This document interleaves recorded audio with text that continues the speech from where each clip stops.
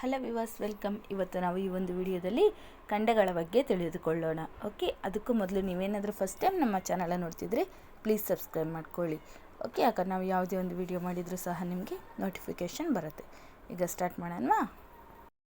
ಮೊದಲನೇ ಖಂಡ Asia. Okay, ನೋಡಿ ಇಲ್ಲಿ ಆರೆಂಜ್ ಕಲರಲ್ಲಿ ಹೈಲೈಟ್ ಮಾಡಿದ್ದೀವಲ್ಲ, ಇದು ಏಷ್ಯಾ ಖಂಡ. ಇದು ಅತ್ಯಂತ ದೊಡ್ಡದಾದ ಖಂಡ ಆಗಿದೆ. ಓಕೆ, ನಂತರ ಬರುವಂತಹದ್ದು ಆಫ್ರಿಕಾ. ಇದು ಎರಡನೇ ಒಂದು ದೊಡ್ಡ ಖಂಡ ಆಗಿದೆ. ಓಕೆ, ಇಲ್ಲಿ ಯೆಲ್ಲೋ ಕಲರಲ್ಲಿ ಹೈಲೈಟ್ ಮಾಡಿದ್ವಲ್ಲ, ಅದು ಆಫ್ರಿಕಾ.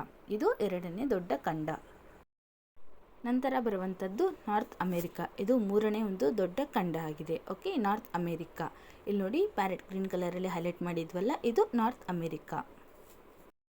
ನಂತರ ಬರುವಂಥದ್ದು ಸೌತ್ ಅಮೇರಿಕಾ. ಇದು ನಾಲ್ಕನೇ ಒಂದು ದೊಡ್ಡ ಖಂಡ ಆಗಿದೆ. ಓಕೆ, ದಕ್ಷಿಣ ಅಮೇರಿಕಾ. ಇಲ್ಲಿ ಗ್ರೀನ್ ಕಲರಲ್ಲಿ ಹೈಲೈಟ್ ಮಾಡಿದ್ದೀವಲ್ಲ, ಅದು ಸೌತ್ ಅಮೇರಿಕಾ.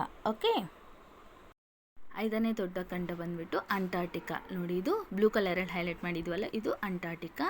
ಇದು ಐದನೇ ಒಂದು ದೊಡ್ಡ ಖಂಡ ಆಗಿದೆ. ಓಕೆ, ಆರನೇ ದೊಡ್ಡ ಖಂಡ ಒಂದು ಯುರೋಪ್.